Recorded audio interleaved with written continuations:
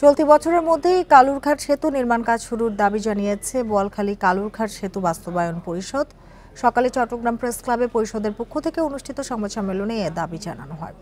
এ সময় কালুরঘাট সেতু নির্মাণে দক্ষিণ কোরিয়ার সঙ্গে ঋণ চুক্তির পর নিজেদের অবস্থান তুলে ধরতে সংবাদ সম্মেলনের আয়োজন করে বোয়ালখালী কালুরঘাট সেতু বাস্তবায়ন পরিষদ।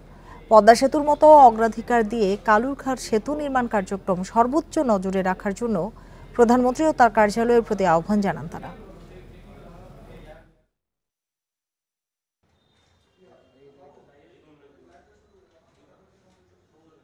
কালুরঘাটে সেতু নির্মাণের জন্য দক্ষিণ কোরিয়ার সঙ্গে 81,49,10,000 যা বাংলাদেশি মুদ্রায় 9,534,44,70,000 টাকার একটি ঋণ চুক্তি স্বাক্ষরিত হয়েছে।